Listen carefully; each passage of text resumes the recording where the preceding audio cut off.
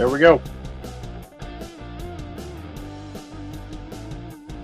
All right, Mr. Kevin Hyde. Howdy, howdy. I'm good. How you doing? I'm doing great. We're live on YouTube, LinkedIn, Twitter, and our Facebook page. That's exciting. Yeah. You don't love it. Matter of fact, I'm going to put the link to the YouTube page in the chat. So hopefully everybody can see that. I don't know if it came through, but let me shut off this music so that it's not so loud. Can you hear me now? You're good. I got you 100. Is my hair okay? I can see your hairs are all good. You don't have any hair out of place up there. Your hair looks great. Just so everybody knows, this is a choice. Kind of. You cut it off? Yeah, you know. Yeah. At one point I did. It just never came back, so I had to stick with it. The ladies like it or what? You know. I do all right. You do, yeah. All right. All right. Well, short version is, you're a successful agent here. Let me fix the little comments so I can see it. If anybody has any comments or questions along the way, just click on the link in the chat and we'll be more than happy to try and answer your question for you. This is Mr. Kevin Hyde, who lives in Florida. And Kevin's been an agent. We're going to talk about how long he's been an agent, how he sells, but he's sold somewhere around 350 policies in the handful of years he's been with us. And we're going to walk through that process and ask a lot of, in detail questions, and hopefully we can learn something for everybody. But one of the things about Kevin is that he's a part-time agent. Yep. And he has a full-time job in one of the busiest restaurants literally in the world for one of the largest, most well-known chains in the world. So he's got a real job. He doesn't screw around. He works hard all day. I've been there, and that's a very busy restaurant. It's a lot of time, energy, and effort. And he's one of the managers there and key people there. And he's been there for some time. But the point is that he's been able to do that and balance his own personal life and be a successful Medicare agent. And I think that's one of the reasons, one of the main reasons I wanted to talk to you and interview you and provide this for other agents is, so often on these social media channels and all these, everybody's focusing on these guys that are selling 500 a year or whatever, 500 a month or whatever they claim. The vast majority of agents are 10 a month, 15 a month. In fact, a high-performing agent in Medicare in the top 5% is about 15 a month or more. And you've been able to do that consistently for several years now on your average. And we're going to talk about how you've done that to be such a high-performing agent with a full-time job. And I think that's an important thing to talk about. How can you possibly do it? So tell us about yourself, where you're from, how many kids, family, all that good stuff, and let's do this. Yeah, let's go. I'm 43 years old. I live in Fort Myers, Florida. 2 kids, 2 daughters, Emma and Grace. Emma is 18, first year of college right now. My daughter Grace is 16. She's a junior in high school.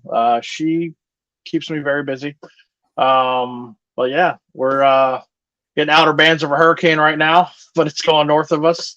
Thank the Lord, because we just got pounded last year and we still haven't fully recovered yet. So I don't know what would happen if we got hit with another one. But there's one coming up on this side of the coast up here as well. I see. Way out there. I don't think it's going to come here. But I did prior to doing insurance. So right now I am a full-time restaurant manager. Prior to that, I was in retail management for a long time. 4 years in the Marine Corps. That's how we met. Semper Fi to any Marines that might be out there. But then before that, I was a high school and college student, so not much to tell before my time in the Marine Corps. But I'm a pretty simple, laid back guy. I like to golf a lot, like to go to the shooting range and spend time with the family and work a lot. Now, how do you spend most of your Saturdays in the fall? Saturday afternoon in the fall. Come on, brother. Let's let them have it. Saturdays afternoon are spent watching Notre Dame football on the Notre Dame podcast channel.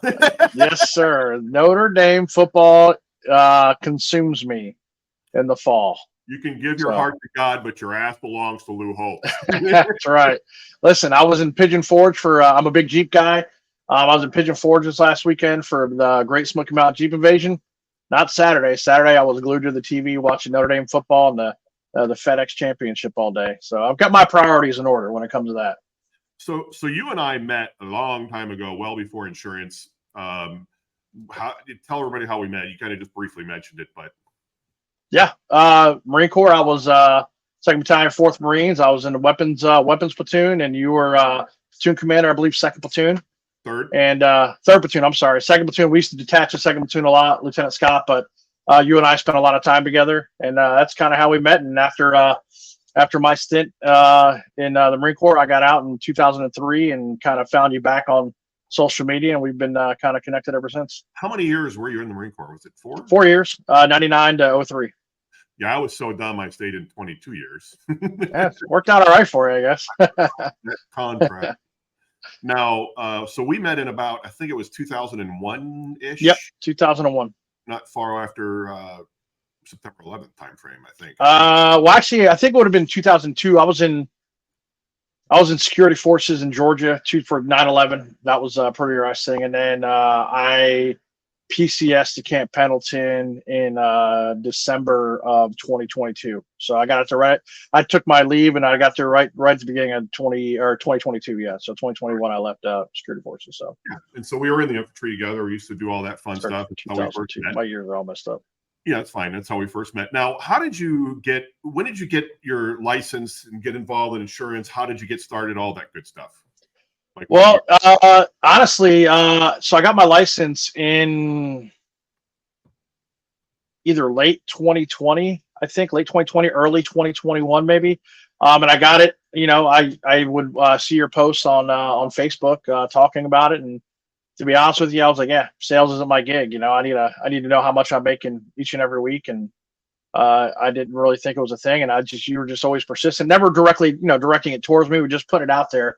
What you were doing, you're looking to help people, and finally, I just said, he's a smart guy. I remember you were a smart guy. I go, let me talk to him, and I remember we set up a half-hour phone call, which we ended up on the phone for about 4 hours, and I was like, yeah, this is what I want to do, and then COVID hit and kind of delayed everything, and then about as we were coming out of COVID, I kind of refocused on it, and here I am. Yeah. So you got licensed. What year actually was it? Oh man, I think I got my license in early or late 2020, right before AEP. Because I remember I was like, "Yo, I'm licensed," and you're like, "Oh, great job." Or you're like, "Yeah, that was gonna get nuts for me," and I was like, "All right." So we kind of waited till really after OEP of 2021. Because I remember I got my first lead in April of 2021, right after OEP. So, okay, so let's go with that, April 2021. And just full disclosure, are you an employee of us, or are you your own independent agent, your own business owner? I'm an independent agent. There you go. I just wanted to put that out there because I know you have the logo and everything behind you, and I don't want people thinking you're. It is a nice logo. I like it. Well, thank you very much. We like it. That was designed by our own team, actually, and that whole thing in the background there is designed by our own team. So. I'm not as cool as you. I just have my wall behind me. So, up my game. So you're an independent agent, and you've been with us really since April of 2021. Right. And since that time, you've signed up roughly how many people? A good roundabout number. Roughly 350. Wow. So if we're doing the math, that puts you at about a 15 a month average. Because that puts you at about 48 months, I think it is, or 28 months. 28 months is about 2.5 years. Right. So 2 years in April plus 4 or 5 months. So 28 months. So yeah, that's about 15 a month average. That's why I wanted to interview you, because you do have a full-time job as a manager of a very busy restaurant, and you do this. So the bottom line is, how the heck do you do it? And I know the answer. Yeah. But we're going to go into details that, maybe in the advance when I sent you all my questions, I didn't tell you what we're going to go into, but I want people to know how you're doing it. So right. You're in the top 5%, really the top 2 or 3% of agents with your production as with a full-time job. And I think everybody wants to know how we do this. So how do you do it? Man, it's, it can be rough sometimes. It's a struggle. It's a grind. It takes a lot of work ethic. It's I have my calendar set up. Like when I'm on my days off, this is what I do. for 8 to 10 hours a day. When I work, my schedules vary. If I go in at 4, I'm doing it from 10 a.m. to 2 p.m. And if I open, I'm home by 6. From 6:30 to 9, I'm taking calls and making calls. So your And professional work life outside of your business with Medicare, you have varying hours. Is that safe to say? You're right, not a set 9 to 5 deal. no, So okay, so you can literally work from this shift for 8 to 10 hours or whatever it ends up being to, wow. So that's even, yeah, so the consistency there is hard because we have to work around your schedule, or you have to work around right, your schedule with the Medicare people as well. right. That brings up a whole nother bag of questions of how the heck do you do this? And so you mostly sell on the weekends for Medicare, or No, I don't sell on Sundays unless it's AEP, and at OEP I'll do Sundays as well. But mainly it's Monday through Saturday, and working around my restaurant schedule, which can be kind of hectic. I'm putting in probably between 55 and 65 hours a week there. Sometimes a little less, sometimes a little more, depending on what's going on. 55 to 65 hours a week? Yep. And here, with this, I'm putting in at least a solid anywhere between 20 and maybe 30 hours a week on top of that. So you're working. Yeah. I'm working. I'm grinding. And I've got goals in place. And I need to do what I can do to get there. And it's been a grind, but it's starting to pay off. And like I can kind of see my future starting to blossom a little bit now. But then I'm a full-time dad. Got 2 kids. That are doing a lot of things too. So my schedule changes a lot based on what's going on. But at the end of the day, if I'm not with my kids or at my other job, this is what I'm doing. I try to make time for golf here and there, but that's about it. You hit under 85 in the range golfing, or yeah, okay, never mind. We don't have to bring that up, do we? No, I'm like a 17 handicap. I'm not a great golfer, but I'm not horrible. The trees like me because I'm always in them. What struggles have you had along the way in your journey, balancing your professional life, your personal life, your life as an insurance agent? I mean, that's a lot of work, brother. 80 some hours a week doing this combined. Yeah. And then, you got to sleep and eat and all the other stuff. So, I mean, how tell us about your struggles. Yeah. I think the biggest thing we kind of hit on a little bit ago is time management. You can only fit so much into a day or into a week, and you just have to really find that sweet spot, what works for you. My schedule is not going to work for everybody, but I found a schedule that does work well for me. And things come up last minute with the kids or whatnot, and I have to reschedule some appointments here and there. But really, time management. I think the biggest struggle I had was just hearing no, rejection. I took it personally for a long time. Like, what, I don't get it. Like, why are you saying, and you take it personally, you get pissed off. But then you learn as you get more and more experience, to kind of just roll with it. And I still hear no, but a lot of those no's end up calling me back later. It's a good thing. Yeah. Oh yeah. You'll get rejected. So let's talk about that, because I think this is something that's important to talk about. So you get rejected from somebody, and you're saying at some point of time later on, they'll contact you back and you'll still fight them up. Yeah. And, part of that's another thing that makes you successful is just being consistent with your presentation. And I think the biggest thing too is being genuine with people. Like I've had people that I've walked through the entire process, and either they've determined, or I'll even help them determine, hey, what we have available right now is not the best thing for you. The plan you're in now is the best thing for you. But then 6 months down the road, something changes, they move, they get a new medication that's maybe not in their formulary or something like that. And they give me a call and say, hey, can we go back over what we talked about? Because my circumstances have changed. And I'm kind of interested in what we were talking about before. So I get a lot of phone calls like that as well. And I found that, in the beginning was just being genuine with people and letting them know that you're there to help them out. Yeah, this is how you make a living, but you're not here to mess with anybody's healthcare. You're here to genuinely help people. And they can sense that when you're talking to them. And I've had a lot of people that have said no, but have given me referrals or called me back to sign up later.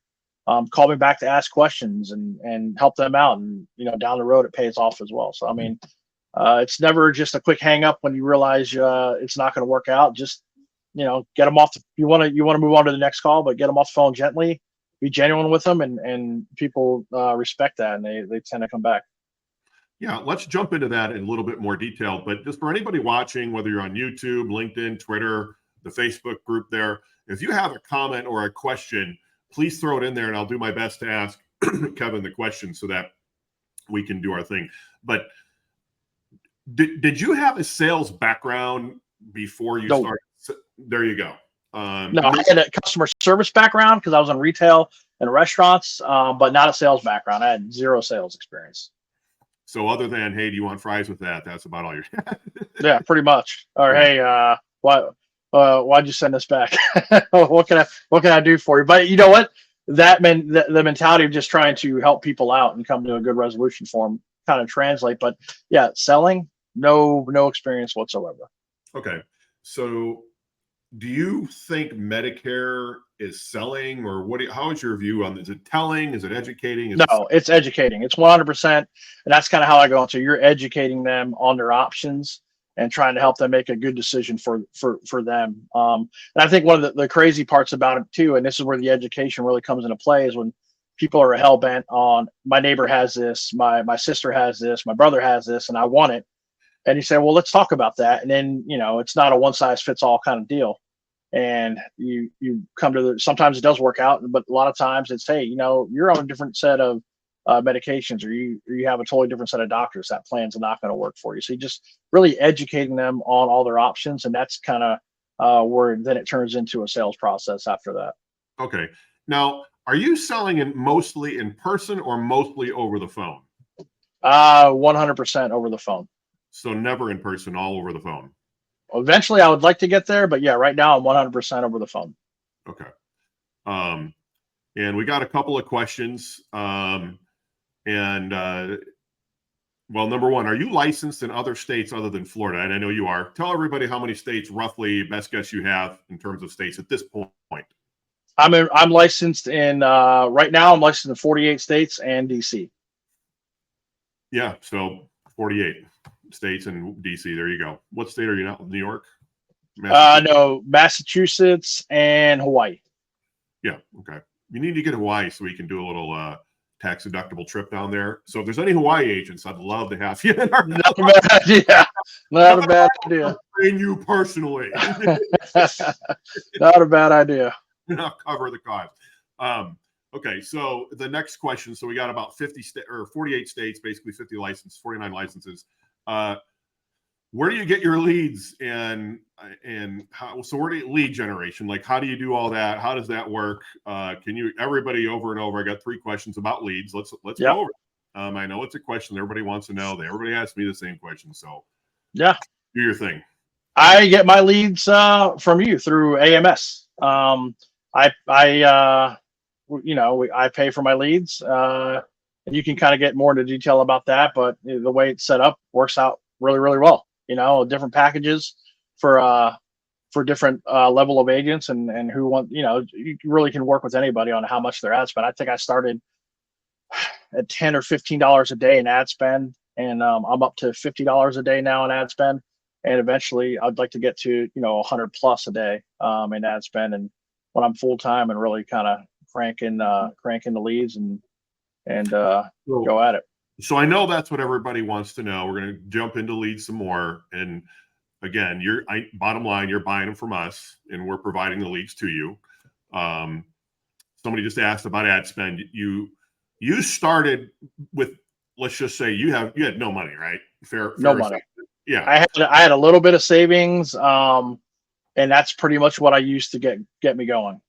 Yeah, I mean, you're a dad working at a restaurant. It's not like you're making $1 million a year. You have kids to take care of, truck payments, car payments, electrical payments, and you jumped into this business on faith to some degree. And you didn't have a lot of money. A lot of agents don't have money to start up. I didn't. I started, believe it or not, the business that I have today, I don't say it very often. I started with $600, and I just kept reinvesting that money. I mean, truly, it was truly. I was probably about the same as you were when I started. But like you, one of the things that we had is I had an income outside of this business to help allow me to keep reinvesting into the business a little bit. I was living on some peanuts. I'm sure you were as well, but I was able to just slowly build it and slowly build it. And so Mr. Fromm has a question about, are you licensed in each state exchange? Well, we're talking about Medicare in general. His question, I believe, is related to ACA. Do you have ACA FFM certification? Yeah, I do. So, and bottom line, the short version is you're going to focus on FFM states this fall and all that. Do you have an ACA? Yep. Do you have an ACA book of business? I do. And that's mostly in-person sales, if I'm yeah, correct. ACA is all in person. Local, for sure. In person, yeah. Yep. And you make a decent little bit amount of money, and I know you're reinvested. Right. Yep. It's not bad. Yeah. And you're going to have a massive fall, I can tell you that. I'm excited. So, yeah. Okay. This is a very important question. Okay, real quick. So do you do any events or virtual events? It's back to the leads again, I guess. It's kind of the same thing. No, I haven't really done any events. That's something that will be coming up in the near future, especially as we get into the fall and winter months in Florida. There are a lot of different things going on where you can put up a tent and what have you. So that's something I'm going to work into my future plans. So you have ACA over here, and you have done local in-person things for that, where you're talking to people that you know and you sign them up. So we do some things as we break this down. Yeah. But the bulk of your money and your revenue comes from, at the end of the day, you're buying leads from us is what you're doing. Right. But this is for people out there. This is not a commercial buy leads for me. I don't like selling leads, to be blunt, but this is not what this whole thing is about. Right. I want to break it down because you do have a very successful agent here who works full-time and part-time as a Medicare agent. By the way, are you still thinking about going full-time or? Yes. Oh, my timeline has shifted a little bit. And I remember that was one of the big advices you gave me when we started was like, hey, it's going to take you a couple of years. I was like, oh no, things are going to be great. I'm going to do this like ASAP. And here we are, literally, 2 years later, 2.5 years later, and I want to take that leap. I was planning to take that leap this AEP. I think I'm going to push it back till early first quarter, maybe 2024. But it's coming. It's coming. I can agree with that. Have I talked you out of quitting your day job? Oh yeah. You've talked me off the ledge a couple times, multiple times, Joe. Yeah. Folks, if you're part-time, don't quit your day job. And there's no way I could have done this without my full-time income. No way. Right. Medicare is not, it's being sold by all these IMOs, everybody out there, as a get-rich-quick thing. But would you agree with the statement that Medicare is not a quick-rich scheme? It's a get-rich-slow scheme. Yes. That's right.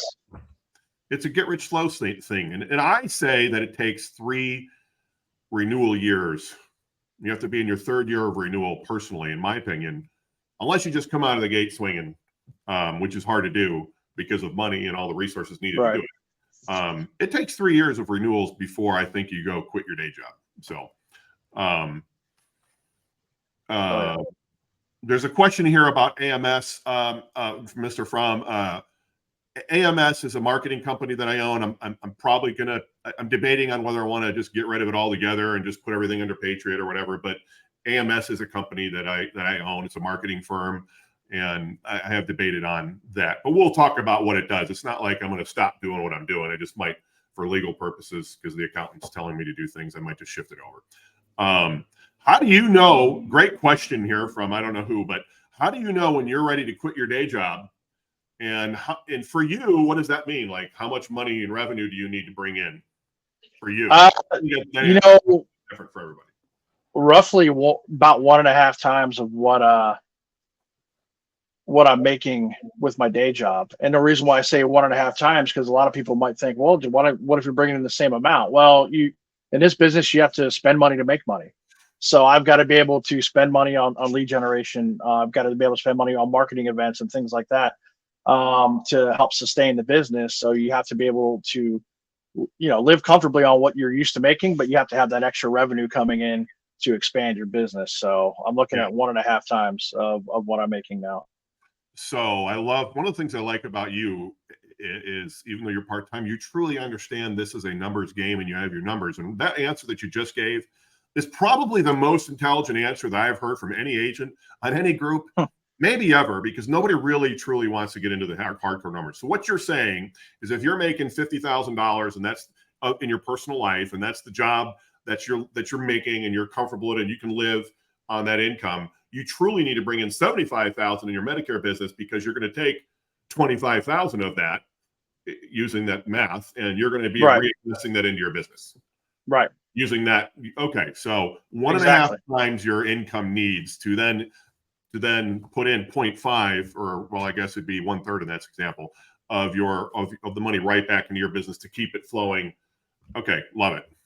That's a great thing. So hopefully everybody heard that. So what he's saying is he needs 1.5 times his annual income from his Medicare sales and his ACA sales to then, in his mind, be able to resign from his job and move on. Yep, exactly. Unless you have like a 25-year-old spouse that you're married to with a great job. Just kidding. Yeah. Are you married? I'm not married. Lady. That's why I'm so happy, guys. No, I'm kidding.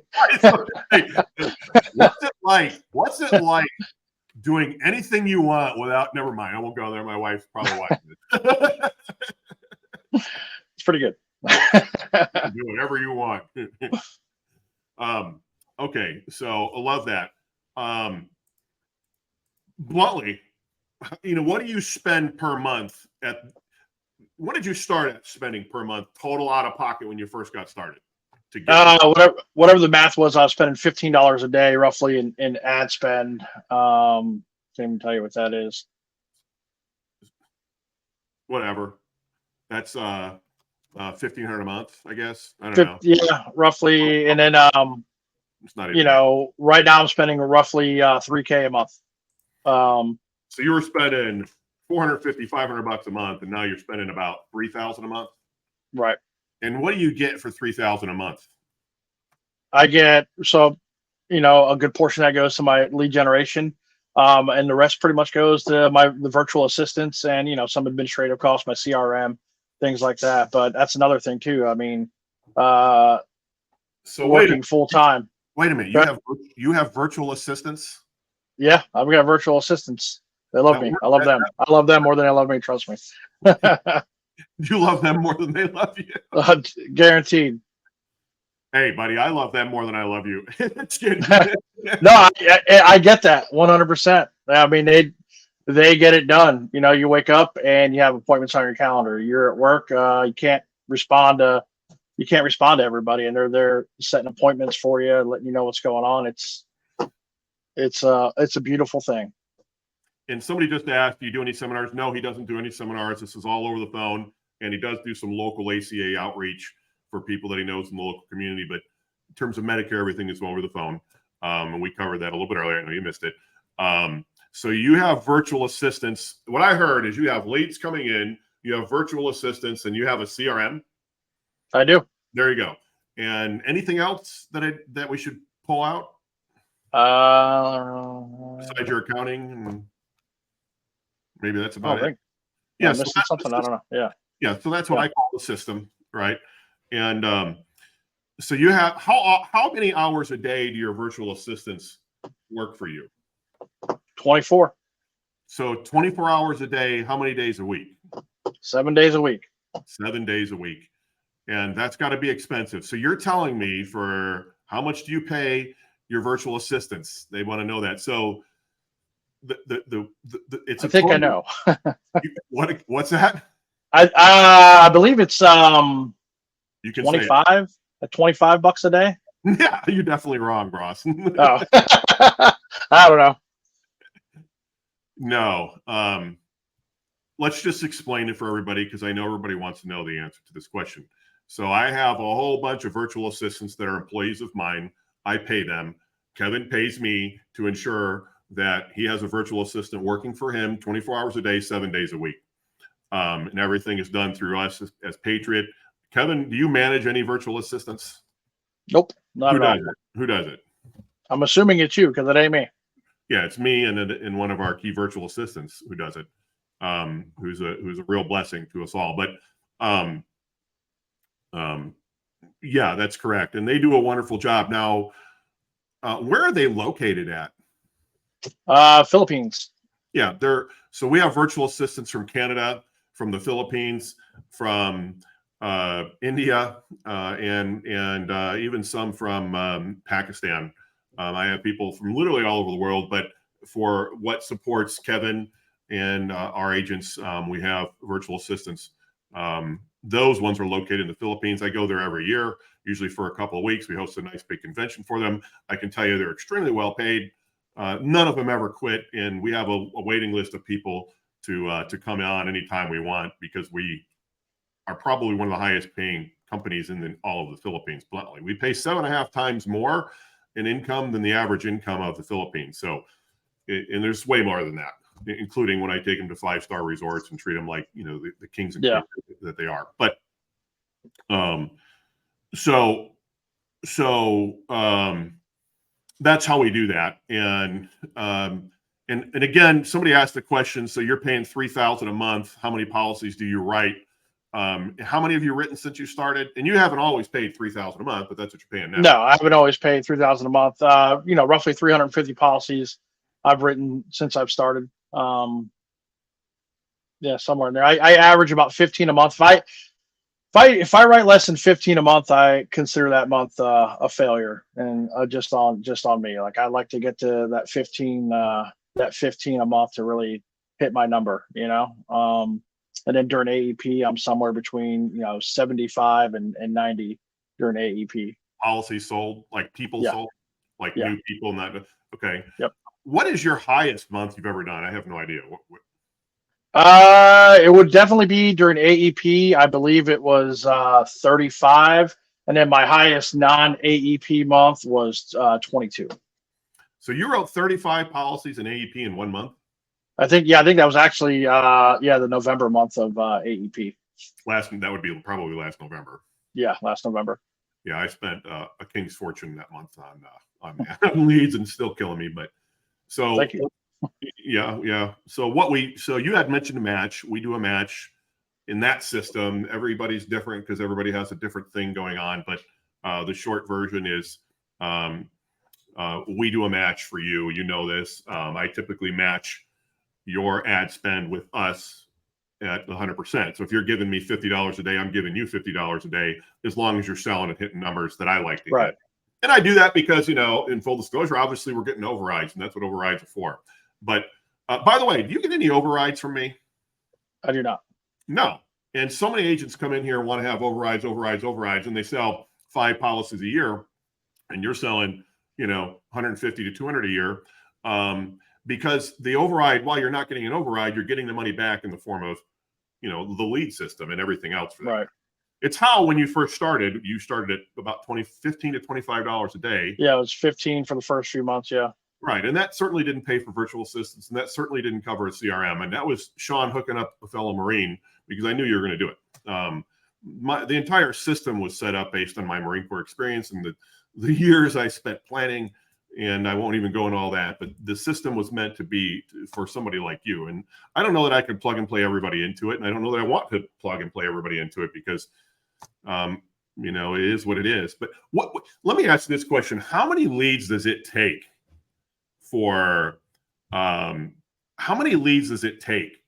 you? Do you have any idea, by the way, how many leads you have in your CRM, like, ever? There's a number up there. I couldn't tell you straight off the bat, but I bet you're about to. Funny, I know that answer. Yeah, so you're pulling in about, on average, some months you're going to do way more than, and some months you're going to do way less, kind of depending. But it takes about. Let me ask you this: what percentage of close? Because I think this is a great question that so many people get wrong. And I'm going to frame it a little bit differently, like this. So many agents come in and they want to get 10 leads. And from those 10 leads, they want to sell 45 people. So out of 100 leads that you get, how many would you say you legitimately close? Like, what would be, 500 leads, I would say legitimately probably 15. I would say that's generous. I would say agency-wide, we're at 8%, which means you're closing 8 out of 100. The reason why you're 15 is you're more experienced at this point. We've had as low as 4% or 3.5%, I think it was, and that agent was still profitable. So it does work. So good there. And you are you profitable, bluntly? Yeah, I'm very profitable. Yeah. Yeah. How has this business changed your life? You started with not a whole lot. Like like, can you give example, like how has it changed your life, I guess? Man, it's maybe just a lot more financially stable. I've been able to do things with my family and for my family that I haven't been able to do in the past.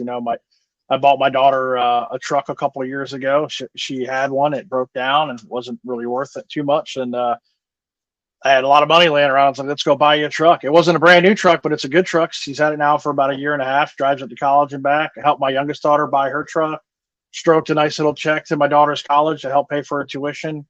And really, just whenever somebody needs something, I'm able to do it and put a lot of money into savings, help grow my business a little bit.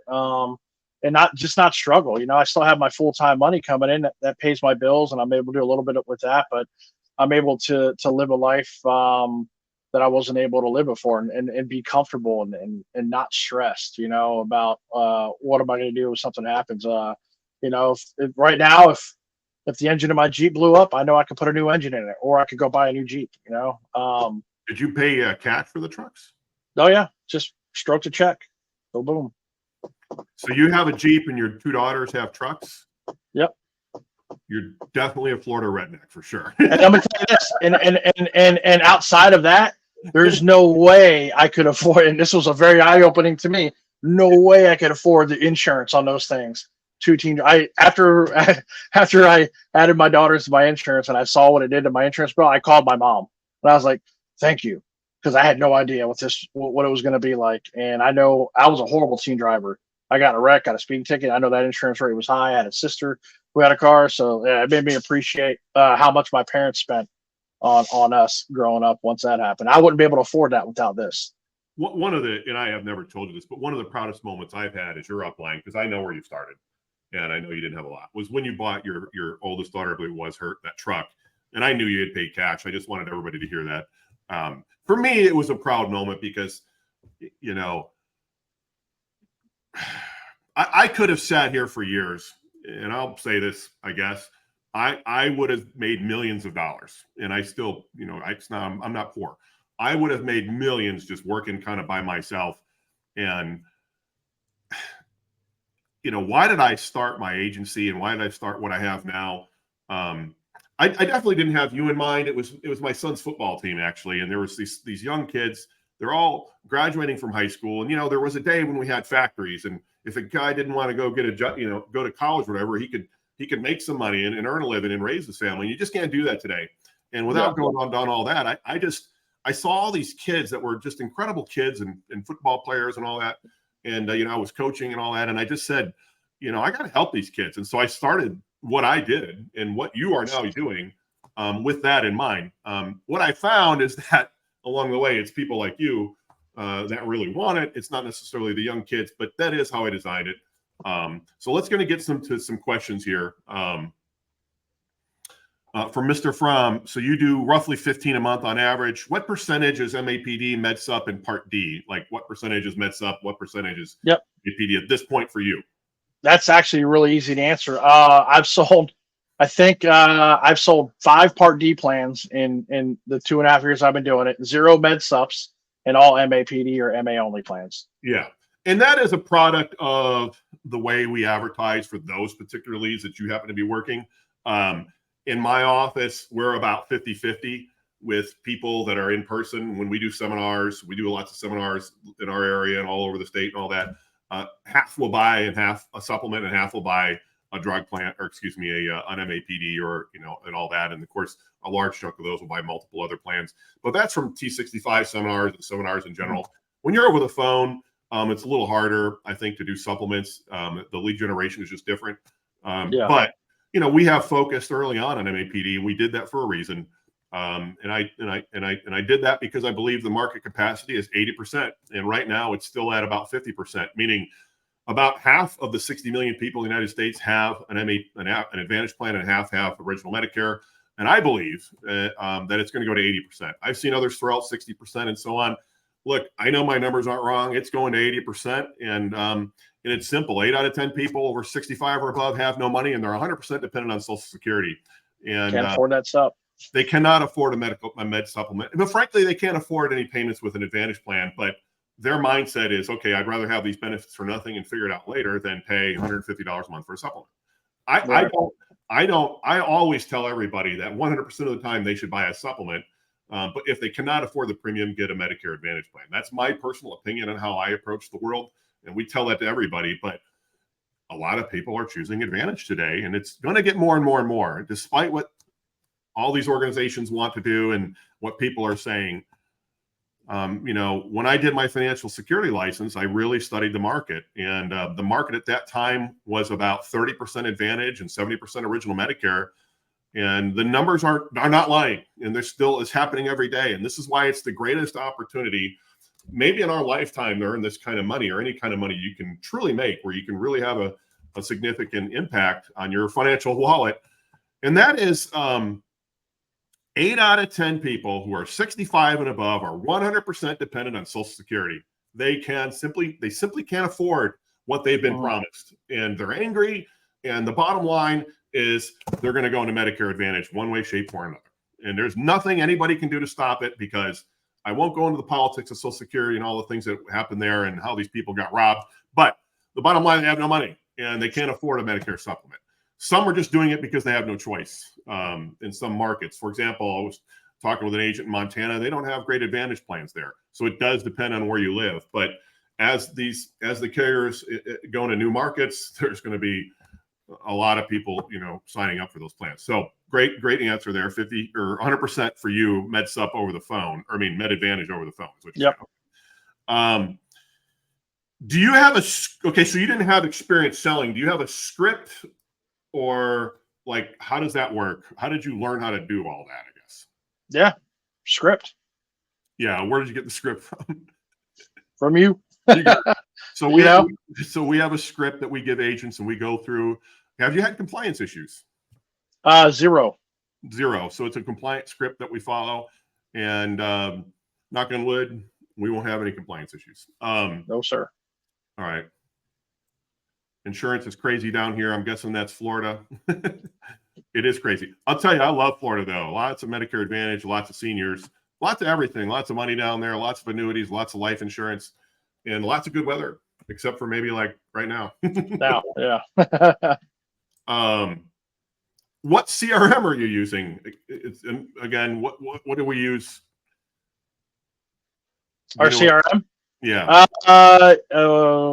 Lead connector, I believe it's called, or that's what it says on my phone anyways. We do what everybody else is doing. I was actually one of the beta users of the Go High Level system long before you. Yeah, I love it. There you go. When a lot of the influencers were out there peddling it, and they have them out there. I've been using Go High Level for some time. I have all of our agents are linked into our system so that we can put the leads in there and help control that process for them. What do you pay for that? Do you know? $99 a month. Pay $99 a month, and then for any messaging, texting, and all that kind of stuff, it's all in there, and you're not getting raked over the coals and so on. Okay. Nope. And so I was a beta tester. I was actually a long time user of Infusionsoft. I have used every CRM under the sun. I don't actually love Go High Level, but it's the best thing that's going right now. So do you have to do any of the coding or any of the setup? No. How does that work, Mr. Hyde? I log in and go to work pretty much, What I do is I go in, I block off my calendar when for what I need. That's really, and I move them around from where they need to belong, under how I follow up with them or won, lost, whatever. And that's all what I put into it. Yeah. So you're not doing, so let's break this down again. So you're part-time, you're selling 350 policies in a 2-year span, basically 15 a month average. You're very heavy. You started off spending $25 a day. Now you're spending about $3,000 a month for everything, which includes virtual assistants, CRM, and leads. Okay. You don't do your own marketing. Nope.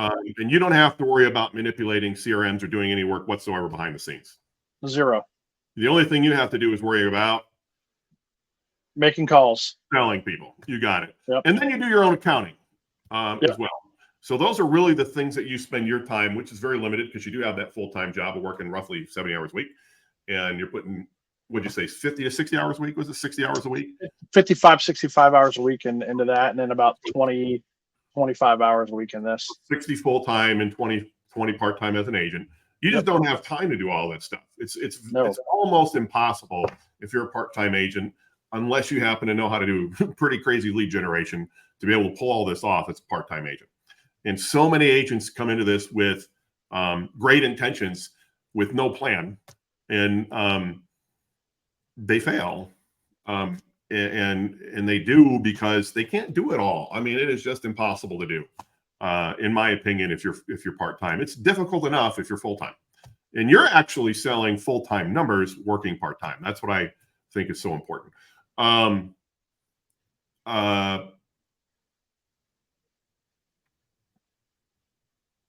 Blah, blah, blah, blah, blah, blah, blah.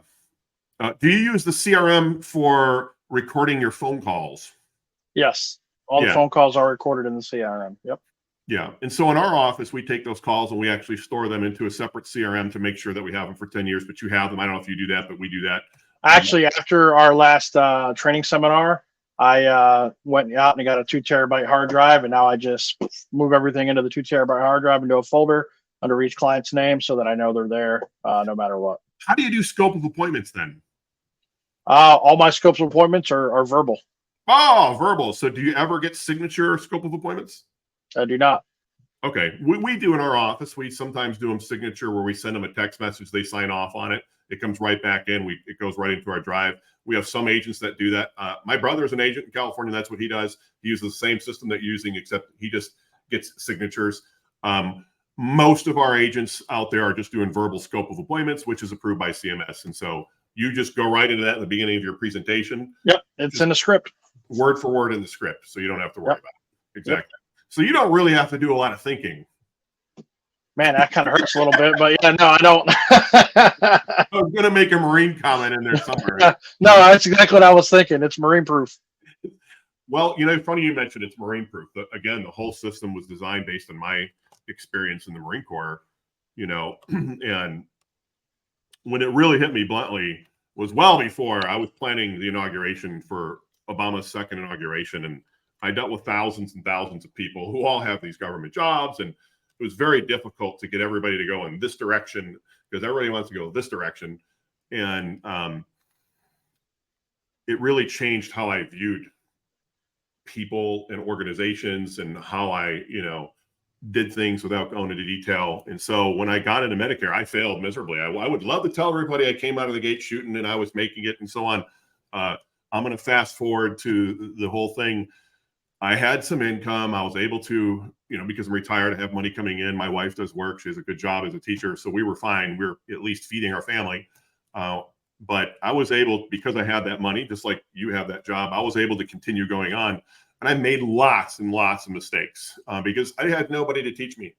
And I won't get into that whole thing about the would-be teachers out there. It's why I started this page, why I'm doing these interviews, because there are so many new agents that were just like me who and like you, but you had a radically different experience than I had because you had the system laid before you. So bottom line is the system is been made that we do through thousands of mistakes that I've made. And in the Marine Corps, we run into a tree and we work our way around it into the next tree that we run into. And so we've just made mistake after mistake after mistake, and we figured it out. And you're one of the beneficiaries of that. Yeah, I make money, of course, because I'm making an override, but I reinvest a large chunk of that back to you to help your business so that I can make more money. And that's the relationship that upline should have, with their downline.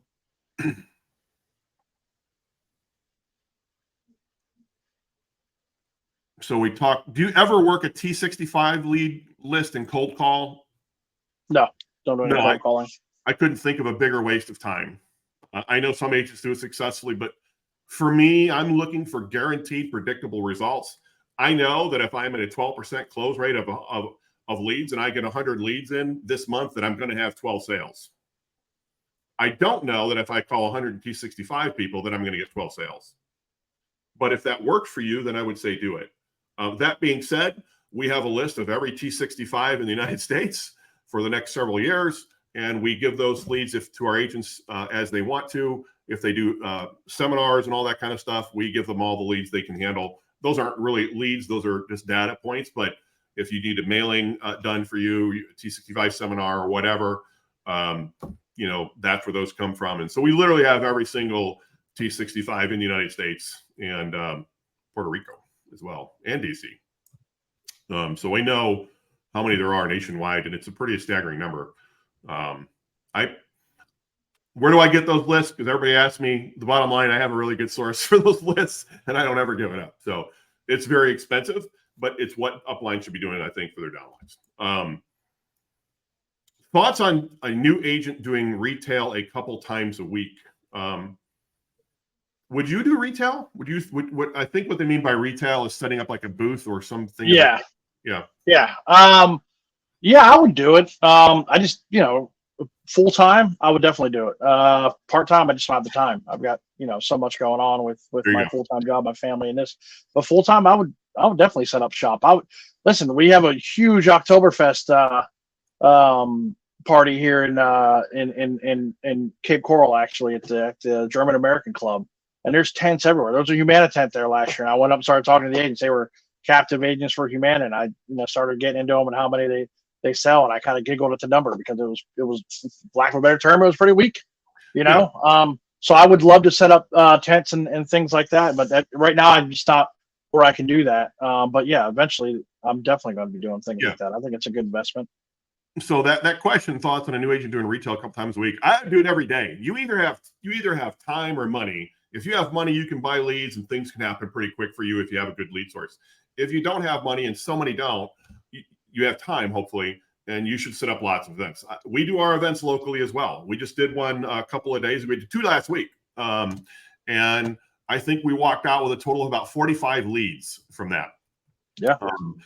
And if you have to pay for a booth, get a carrier to pay for the booth. They'll do it for you. You're going to have to schlep their products or whatever, but a lot of times they'll pay for it. I mean, there's a place, we do a thing every year where the local sheriff's department, a couple counties just north of us, they do a night out thing, and it is nothing for us. I think they charge like $500 a tent. I'll get one of the carriers to pay for it, and we'll get 60, 70 leads out of that thing. And we absolutely will then, place them with that carrier if we can. We still try to maintain that fiduciary responsibility to the client, but all things being equal, we're going to, kind of move them in that direction, that carrier. But we had a great relationship with all of our carrier reps, and particularly Anthem Blue Cross Blue Shield. We have a great relationship with them, and they've helped us out a lot, and we've helped them out a lot. Trust me, I know how much money I bring into them, and it's worked out well. So yes, you absolutely want to have a great relationship with your carrier reps, and you definitely want to get out there and work the local area. I'm a big proponent of, using that high school football analogy, right? You want to win your conference. You want to win that local region, and you want to dominate and not let anybody even come close to beating you. And nobody where I live can beat us if I don't want them to, because I'll spend more money than they will. They just have no chance whatsoever. And, bluntly, we know everybody here. Like, we're the local people, I couldn't go to your neighborhood and do that because who the heck am I where you live in Coral, But then I think you need to win your region. And then I think you need to win the state championship. Yeah. I'm working on the state championship right now. So if you're in Virginia, you might want to come because it's not going to go well in the near future. In terms of lead generation, I won't get into that. But so yes, work your local area. How were you able to advance your states? Like, you had one state, you didn't have a ton of money. How did you just buy a bunch of states at one time, or? Well, I tell you, what I did was I went on Nipper. I highlighted all the states. The bill came up. I was like, heck no. And I just went for all the cheap states. Yeah. I started out West Virginia because that's where we focused at, because we were doing DSNP plans, and I was West Virginia, Virginia, Florida. And then as I got money, the first year, every cent that I brought in went back into my business, buying additional states and buying more leads and things like that. I really didn't put any money into my spend any money outside of my business for the first year. I reinvested everything just so I could expand and try to be successful. It was hard because sometimes you have a good month, you wake up on that Friday morning, oh, that's a good chunk of change in my account. Oh, my Jeep needs new parts, but nope, had to be disciplined, and nope, I got to go buy 3 or 4 more states, and that's what I did. Can you add states? Because again, people are brand new in the as agents. Can you add, like, talk about this Nipper experience? So you add every state at one time, or you can just pick and choose? Can you buy a different state any time of the year? Yeah, so you buy states pretty much whenever you want. Some states, they renew the end of the month on your birth months, no matter when you sign up. So for me, if I sign up on August 1st, I'd have to renew at the end of the month. I think there's like 2 states that do that, but usually it's a year out. But yeah, you can buy any state you want. I just started picking and choosing, and then if I had a lead in a state I wasn't licensed in, and it was going to be a sale, I'd talk to the guy, and I'd be straight up, hey, listen, I got to get licensed in your state. Give me 4 or 5 days to get it pushed through, and I'll call you back, and we'll close the deal. Okay, no problem. And then I'd go buy that state, call the guy back, close the deal, and I know the commission for that sale was going to reimburse me for buying that state, and that's kind of how I just started going about it. And that may or may not be 100% compliant, but we won't go there. Oh, oops. I meant don't do that. This is brought by Ricky Bobby Inc. Just kidding. Do you think you would have had, this is a question from somebody on Facebook, do you think you would have had as much success if you've had, if you just stayed in your own state? In other words, No. licensed in Florida only? No. Well, it's hard to say, but probably not. Probably not. Because I mean, Why? Like, why? Yeah, Florida's, just like Florida's probably pretty saturated with Medicare agents. We are a pretty big retirement state. In Florida than there probably is in the rest of the country. There you go. So, and then, you're just opening yourself up from, I don't know, population numbers, but let's say Florida's got a population of 100. You open up more states, that just increases the population that you can market to and sell to. Yeah. Mr. Fromm, Nipper, NIPR. I don't even know what it stands for. Just Google it. It's where, or you could do Circon, and that's where you would get additional licenses. I think Nipper is a little bit cheaper, but everybody in our agency typically uses Nipper if they can, or randomly some Circon stuff. Yeah. So I think, especially in Florida, which can be a very challenging environment, there's most of the CMS rules come from Florida over the years. Like, Florida's got a lot going on down there. Nothing's wrong with Florida. I feel I could go to Florida and compete. I'd love to just park in Orlando myself for about 7 or 8 months, and I would kill it personally. But I have a lot of experience to do that. So, very good plans in the Orlando area. Great question. So let's back up real quick. So you have leads coming in, and what do and you're working and sleeping and at some point selling another 20 hours a week. What do your virtual assistants do for you that you're not doing? They set my appointments. They answer questions that are coming in from the leads, and setting my appointments. And sometimes, if I'm not busy and I've got leads coming in, sometimes I'll chime in, but I try to leave them alone to do what they do. And they're very good at it. Very good at it. Yeah. So what we do is so another way of putting it is you get a pre-qualified appointment that should be, in theory, ready to buy on your calendar. And then you pick up the phone using the CRM, which is a recorded line, and you follow a presentation that I essentially gave you. Correct. And you're an independent agent. I'm an independent agent. And I don't pay you. I've got all that. You don't pay me anything. You got it. And you're not an employee, and I haven't paid you. Okay, that's how we do it. All right. Now, that system is not available for everybody. I have known Kevin for a long time. He's a Marine, and I take care of Marines, Semper Fi. That's just is what it is. Is the $50 per day ad spend paid up front, or does it come out of your commission? I mean, well, we bill every month on a monthly deal. There is no contract. If you want to leave, you leave. No one ever leaves. But I have kicked people out. But there's an expectation of production in my mind. There's not an unlimited amount of good quality leads that you can get out there. So that's why I don't let everybody in the system. I have more people wanting in the system than I could care to have. So I don't truly allow it. But however the money comes out, your pocket. Where does the money comes out now from your revenue that you're bringing in, right? Yep. Yeah. Was it from hard my to cash flow in the beginning, or? It was the first few months, but to be honest, after the third or fourth month, you start to get in a rhythm. There's nothing more terrifying than my first call. I remember it like it was yesterday. Probably the only call that I can remember almost verbatim, because it's your first call, and it was slightly terrifying. But after that, I mean, first month I think I did 3, and then my next month was 5, and then the next month was like 2, and I was like, yeah, I mean, it's going okay. And then my fourth month, boom, it was 12, and then it was 15, and then it stayed right around there until AEP rolled around. So then I had, that extra money coming in, and the buying leads wasn't as difficult. And now, really, my renewals pay for my leads.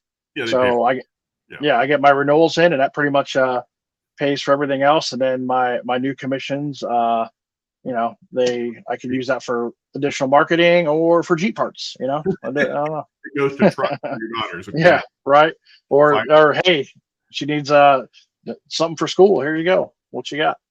What is gas per gallon down there? Like $5 a gallon? Man, it was $3.29 when I was in Tennessee, and I got back to Florida. It's $3.80 now. Lovely. Yeah. It's gonna get expensive with this hurricane, I'm guessing. Yeah, probably. What are your goals for the future when it comes to selling insurance? Your short, your mid, your long term. What are your goals now moving forward? Well, short term for me is AEP, have a very successful AEP. I'd like to. I'd say I'd like to hit the numbers that I've had the last couple of years, but I want to exceed those. I want to try to get over 100 for AEP. That would be what I'd be considered a successful AEP. There you go. My midterm goal is to go full time. I've been doing this now 2.5 years. I'm definitely ready, experience wise, and knowledge wise, to go full time. But it's scary. You're going to lose your full time revenue stream. Is coming in. Every 2 weeks. But at the same time, sometimes you got to jump off that diving board to kind of give yourself that extra push. Yeah. If you were full time, would you think 100 during AEP is a reasonable number or more? I would say very reasonable. And if I was full time, I would probably want to try to double that for AEP. Honestly, there you go. And would you say that 100 for an agent with a full time job doing this part time is hard or easy to do during AEP? It's somewhere in between. I wouldn't say it's extremely hard. It's not easy by any means, because you have to be very disciplined. You have to put the time and effort into it. But if you do put the time and effort into it, and you're getting the quality leads, you should be able to do it. Yeah. No problem. And then my long-term goals, honestly, is to build an agency, have agents underneath me, and kind of follow your business model. If I'm being honest, you're very successful, and you've been a great mentor to me. And I kind of want to build, something that you have. I don't think I can get to the level you're at anytime soon, but to just have a few agents underneath me, and be able to mentor them like you have me, and build something successful, I think would be huge. Yeah, no, and we're going to help you do that. We actually have an agency builder program, because I just can't talk to everybody, and is what it is there. What advice can you give to an agent, whether they're new or whatever, that's struggling to get sales? What advice can you give from your experience here now? Man, there's so much. These are the old Jim Valvano speech, never give up, right? But if you still have to have good routines in place. I think that's the biggest thing. You got to be persistent. You have to be consistent. Find a routine that works. You're gonna have to experiment a little bit, but when you find something that works, stick with it. In the first 45 seconds of every phone call that I have is pretty much scripted. I say the same thing every time. Well, let's back up right there, because you're hitting home run, and I don't normally give this away, but I'm going to give away $1 million right now, literally. Say what you just said again. The first 45 seconds of every phone call is scripted, and I say the same thing every single time. I don't even need to look at the sheet anymore. It's just rattle it off. And if you find that consistency, you're going to find success, Yeah. So the first 4 or 5, or did you say 45?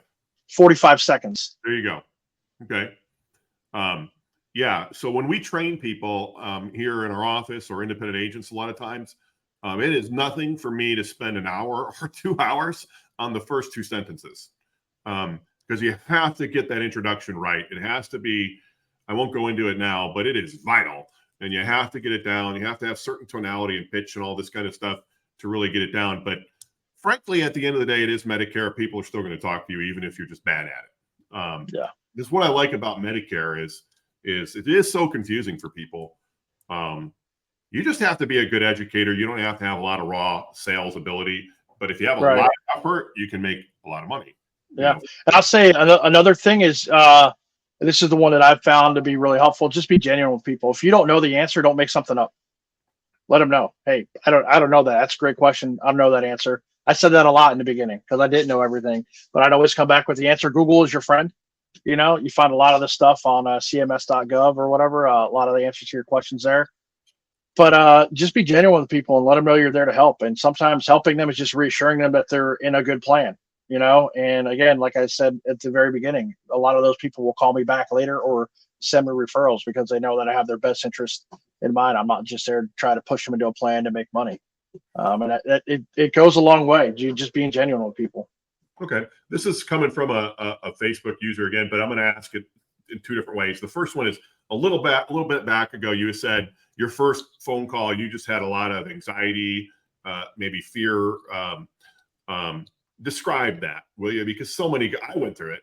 Everybody does their first time. Like, describe it. Well, you know, it's your first phone call. You know, you're going to get questions that are going to test your knowledge. It was a dual eligible beneficiary that I was talking to. So you're trying to answer his questions about Medicare and D-SNP plans and Medicaid questions. And the gentleman I was talking to was very hard of hearing, so he's screaming into the phone. He was what? Screaming. And I remember, you know, he had we were going through his different options, and we were trying to list his medications, and he had to get up to get his medications, and he was in a lot of pain because he had just had hip surgery. So he's screaming, and he sat down, and then we got all that taken care of, and we were going to sign him up, and I was asked him to get his red, white, and blue card. He had to get up again, and he just started cursing, you know, and I was like, oh my God, I think I just lost him. But you know, at the end of the day, I didn't. He was just upset because he was in pain. But it's just, you don't know what to expect that first time. And after that, the second call was a lot easier. Third call easier than that one. So do you have any anxiety about calling people now? Zero. How many people have you called in 2 years? Guess, I wouldn't even know, but I could find thousands, a couple thousand probably, at least. Okay. So now you're touching on something that I think so many people, how many leads does it take for you to do this? Do you have any idea? No. I bet you do. About anywhere from 200 in a bad month to 500 in a good month for you. Yeah. That's right. And, you know, bluntly, you're not paying for all those. You're getting a lot of them from us, but I'm doing that because I'm getting production. So that's why I will match, you know, as an agency owner, or as I have no problem giving you leads because I know I'm going to get money out of those leads. At the end of the day, it's a handshake deal that we have. We don't have a contract, right? Nope. I don't do any kind of long-term commitments because what am I hiding behind? Some legal paperwork, you know? So I just don't do it. I don't know, Mr. McDowell here. You know, let's kind of, so yeah, it takes a lot of leads for an agent to really make it. And that is the toughest part. I was talking to an agent the other day. They said their upline screwed them out of 15 leads. I'm thinking, you're bitter over 15. I mean, I'd be bitter too, but I don't know about 15 leads. Like, how many, you get 15 leads a day for crying out loud. Yeah, there's some days where every time I get a lead, it pops on my email, and there are days I wake up and boom, there's 20, 30 in there, and I'm let's go. One day. I mean, we get many leads sometimes, and I just give them away because I got to do something with them. So, you know, it is what it is. Let's go to the human side of things real quick, because we're talking about money, we're talking about closing rates, we're talking about percentages, we're talking about what does it give you to when you help these, like you're helping people, and we all help people in Medicare. I like to talk in numbers more than anybody. I can get into that, but at the end of the day, it all means BS because it truly just comes down to helping people. And have you 100%? You help people? Listen, I've helped a lot of people. I had a guy last week that I moved from one plan to another because he needed some major dental work, and his dental bill was about $7,000. He couldn't afford it, and that was after his MAPD paid for what he needed done. He had to come out of pocket. $7,000 is what he was quoted, and there was a plan in his area through Cigna who's really stepped up, $20,000 in dental, and he gets everything through the VA. So for him, it was just, I need something that's going to give me good dental benefits.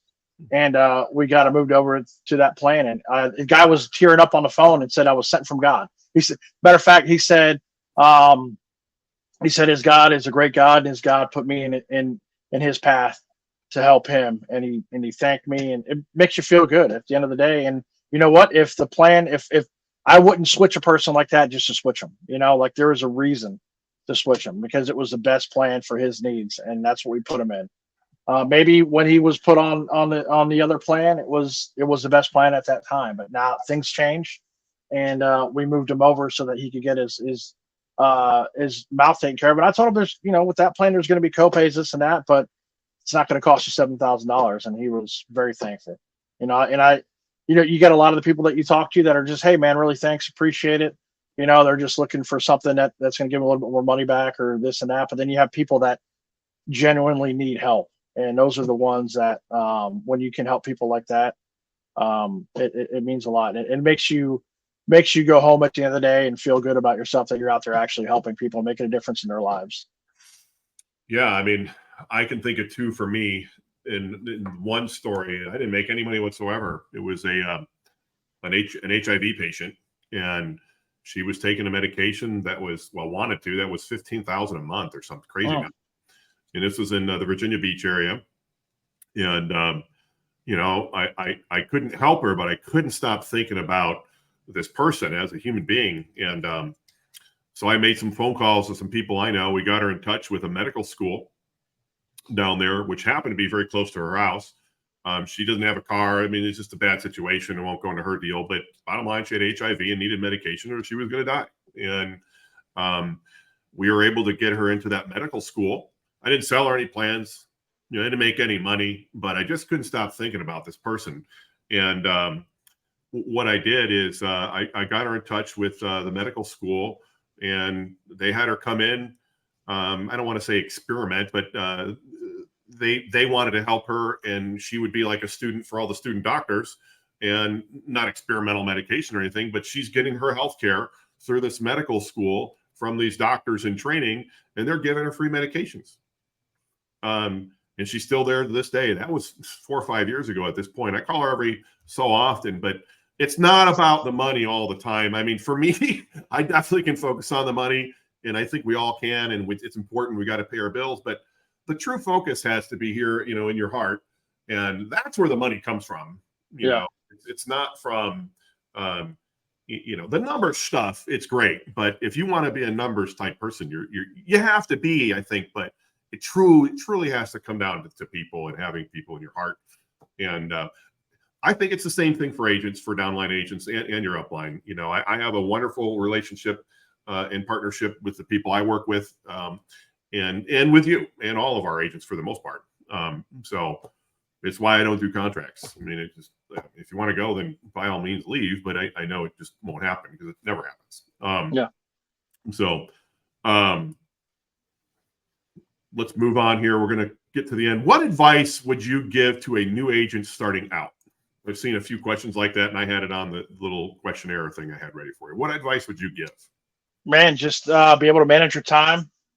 Don't take it personal. That was my biggest one, outside of time management. Don't take it personal when you get rejected. And just every day try to learn as much as you can. Be genuine with people. Don't listen to the noise is probably a good one, because you kind of hit it earlier. And a lot of people, new agents, we see it. They join these social media groups and things like that. You've got people in there talking about how great they are, patting themselves on the back. And then you're looking at yourself like, man, I can't do that. I'm a failure. No, don't listen to the noise. Block it all out. Do you, and you'll be fine. But at the end of the day, you're gonna hear no. You're gonna hear it no a lot more than you're gonna hear yes. It's like playing baseball. You can get 3 hits every 10 at bats. You're a Hall of Famer, but you fail 7 times, right? In this business, same thing. You're gonna fail more than you succeed.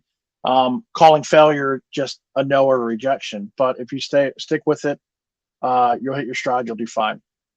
Yeah. I mean, I personally, coming from my background as an officer in the Marine Corps, nobody ever told me no, ever.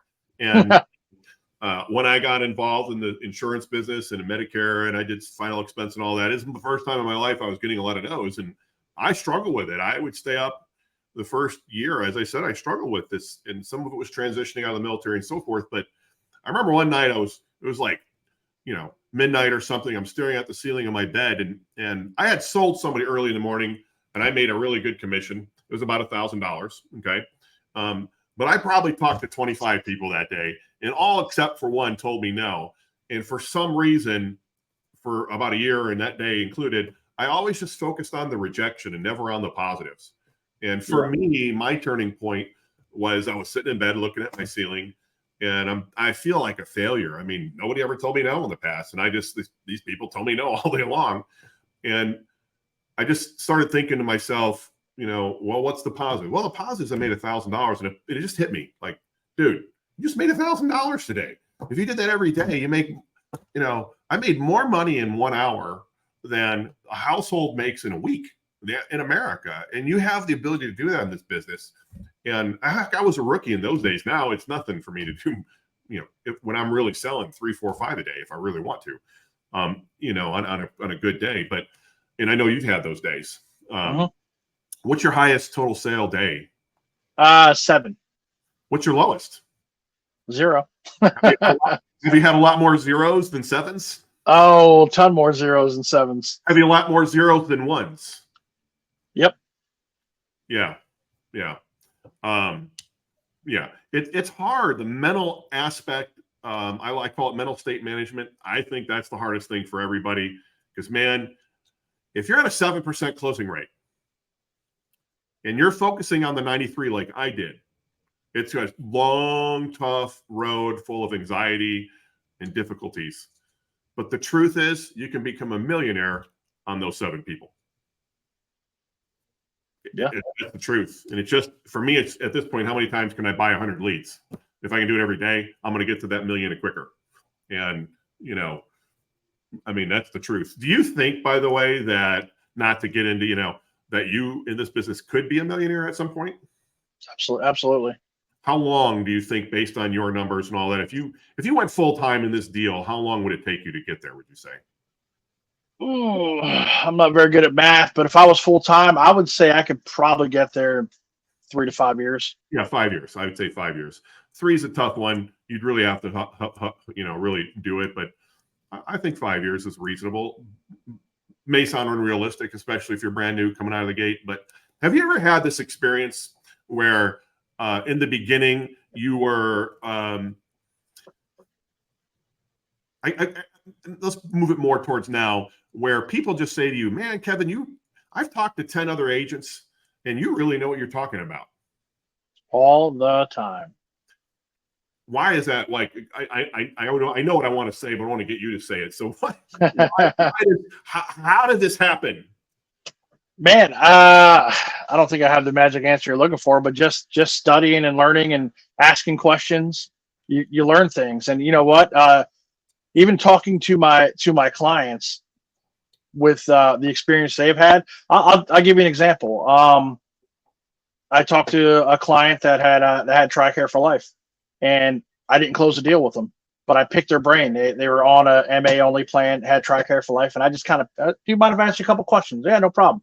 And I picked their brain, what their experiences was with their current plan and how it worked at TRICARE for life. They had any problems, any roadblocks, questions through their doctors and things like that. And so I kind of educated myself through a lead, and just taking those learning moments and rolling them into being able to answer questions. Well, did you ever get the answer to the question? I'll lead it a little bit. Did you ever get that kind of phrase from somebody when you first started selling? Like, man, you really know what you're talking about. At the beginning? Yeah. No.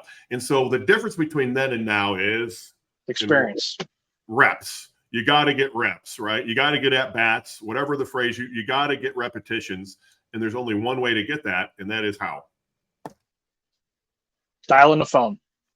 Getting a whole bunch of leads and talking to as many people as you can And just like in any job, you just get better at it. Yep. There is nothing better or more complimentary than when you get to that point in your career doing this in your business where somebody says that to you. We get it all the time here. And the reason why that happens is because there's so many agents that come for 6 months or less. They get licensed. They're pushed by these call centers. They don't know anything. They're just pushy. They can't answer any questions other than what they've been taught on some, regurgitating some basic information, and they can't get in depth on anything. They have no idea. And when you get a couple of years, especially I would say 3 AHIPs, that's where the magic is that I've seen. 3 AHIPs, you're pretty darn good. And what I tell agents all the time that are brand new is, how do you really learn this crap? Get the Medicare and You book, put it in your bathroom, and instead of looking at your cell phone on Facebook, look at that book. And I mean, read that thing truly. And I'm kind of joking a little bit, but read that thing in and out over and over and over. I read it all the time. It's super boring. I know most of it by heart at this point, but that's where you can get a lot of information. The Medicare and You book, just download it. You can Google it. It's right out there, and it'll tell you all you need to know. Matter of fact, that's how I developed our seminars. When I do our in-person seminars, it comes from the Medicare and You book. It's accurate information, and I get it right out of there. So let's kind of wrap it up here. What would you say is the toughest thing when selling insurance? Hearing no. Okay. For me, that was the toughest. It's different for everybody. Some people might be getting leads, things like that. But hearing no at the beginning, really, like you said, you dwell on the no's and don't really celebrate the yeses, Yeah. And that turns a lot of people off. I've had a lot of friends in the insurance business that lasted a couple months just because they kept hearing no, and they didn't stick with it. Another phrase is, you didn't quit. Don't quit. It's just, I put that thing out there a few weeks ago about flipping cards, literally flipping cards over. And that whole thing is so true. There's 52 cards. You flip them over. You pay me for every $1 for every card, but I'm going to pay you $25 for every ace. You just don't know where the 4 aces are in this deck of 52 cards, but they're in there. And it's no different than in Medicare. Those aces are in every lead somewhere. Somewhere they're in the stack of leads. You just, as long as the numbers work out, you can make it work for you, because it just becomes about putting more money in as you get more money and growing your business. And that's how I did it. And that's how a lot of people have done it, right? Awesome. Any questions that you may, there was a question, how do you learn all these plans in each states? What carriers do you prefer to work with? What carriers? Do you have a favorite carrier one way or another, or carriers? I have a favorite carrier based on frequency of payment, but that's about it. Honestly, when somebody's looking at or talking to me, I'm looking for carriers have nothing to do with it. I look at the plan in black and white, and is it the best fit for them? There you go. So that's really how I do it. Client, you don't really give a rat's foot about the carrier. Your job is to help people. Okay. Yep. And when it comes to, no, I don't. I'll talk to somebody in Virginia one day, and talk to a guy in California, talk to a guy in New York, New Jersey. I don't know all the plans, but as you get more and more experience, you kind of tend to know what pretty much Cigna's offering, what Humana's offering, what's United offering, and then using your enrollment platform, you line them up side by side. You're asking the client the questions, and you're going through the summary benefits with them, and you're going to figure out which plan is best for them. You don't have to be an expert on every plan in every area, but you need to be able to decipher the summary benefits and apply that to what they need. So you're doing, let's call it a needs analysis, like we're supposed to do. You're finding out what the client needs, and then you're going to spend some time. If you don't know the plans in that person's area, you're going to hump it and basically waste some time probably, but you're going to find the plan that and usually part of the time management is, I've got a few minutes before the call, I've got their zip code as part of the lead, and I'm kind of pre-screening some of the plans, MAPD, MA only, PDP plans, things like that, so that you kind of know what you're getting into. Now, that's not always the case. Sometimes you're getting off the phone late with somebody and you're rolling right into the next call, and you got to kind of wing it. But yeah, you can stall them out a little bit and just let them know, hey, I'm comparing a few different plans here. Based on what you tell me, I'm going to eliminate a couple of them. A couple of them might have, they might really need good dental. So you're going to eliminate the plans that have crappy dental, or you might eliminate, they want over the counter. So you're going to eliminate the plans that don't have very good over the counter. And then you'll help them make their decision based on what's left. Yeah. We're getting a lot of questions here from Facebook and some on LinkedIn here and YouTube. Where do you get your best ROI, organic or paid leads? It's Paid. Paid leads. And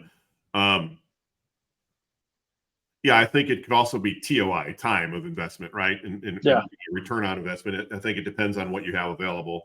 And listen, I think I told you this last week. I've done a couple little things too, just for local marketing, where I bought 400 pens from I can't remember, the pro shop that asked me about Medicare. They have my name and my phone number on it, and I work in a restaurant, so guess who I give the pens to?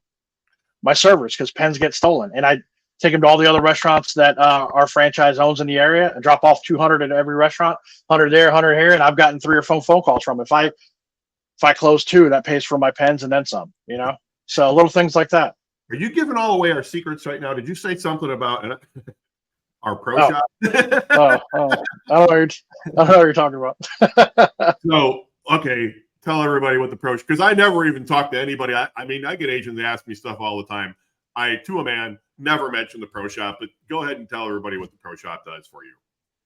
Pro shop is just branding, marketing and branding, koozies, business cards, refrigerator magnets, pens. You upload your logo, your information. They can print it on anything, t-shirts, collared shirts, whatever you want. And, you can do whatever you want. There you go. Boom. Right off the pro so we have a pro shop set up for you where you can go purchase. And would you say you're paying a premium price or you're paying an at-cost type price? No, because I paid definitely closer to an at-cost type price. We don't make any money whatsoever. Yeah. Actually, I pay a membership for this whole thing. Do you get charged shipping for that and handling? Nope. Free normal shipping, whatever you call that. Yeah. Merry Christmas. And it's quick. The 400 pens I ordered, I got in less than a week. So it's quick. Yeah. Yeah. So bottom line, agents can go on and get branded stuff. They can plug their own brand in. They can use our brand. That's how we're doing it. That's how he does it. And now, in full disclosure, I do not make money off of that because I don't believe in nickel and diming every agent to death. So I can put more money in my pocket. I want one goal and one goal only, and that's you to take your money and put it right back in your pocket through sales, which then I benefit from because I'm getting more override, right? I mean, that's the relationship we have. What is the average? Here's a great question from a Facebook user. What is the average time that you spend on a phone call with somebody? Like, no, I mean, starting out, yeah, they could get pretty long, especially when you're looking at people that are dual eligible, because there's a lot more to go over. Right. But for your average everyday Medicare, if I'm closing, a half hour, but usually if you're not closing, 10 minutes, 10, 15 minutes. So you get on the phone, you qualify them, find out if they're going to buy one way, shape, or another. If you're not, you're getting off the phone and going to the next person. Right. And if you think they're going to buy, you'll stay on with them for 2 hours. Yep. There you go. And the best part is I get on my my keyboard and I send a message to my virtual assistant. Hey, can you move so-and-so? This call's running along. No problem. And that's solved as well. So you don't have to worry about upsetting the next person because you missed an appointment. Okay, now we're talking some efficiency stuff. I know we're way over time, and I appreciate. Are you okay talking a little bit longer or no? We'll go a little bit longer. Well, okay, here's a question. We won't go into all that stuff because anyway, do you use Zoom calls? This will be the last question. Do you use Zoom calls as your clients as part of your meetings, or is it just all over the phone? No. It's all over the phone. You've never used Zoom? I have never used Zoom personally. Not for a client call, no. Awesome. Well, Kevin, man, I really appreciate you saying all this stuff. I think we've helped hopefully some agents out there. And I really appreciate you taking your time, energy, and effort. I know you probably got to get back to work or selling or whatever you got going on today. But do you have any last thoughts that you'd like to share?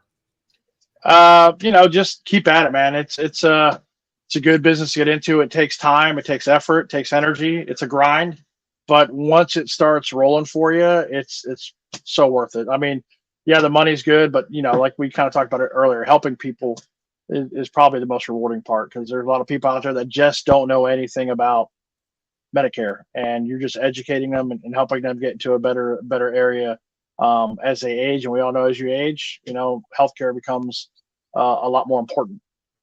Awesome. Well, I appreciate it, man. And thanks for your time and efforts with everything. And keep grinding, brother. Okay. Thanks, guys. I appreciate it. All right, man. Have a good one. All right, you too. Bye, guys.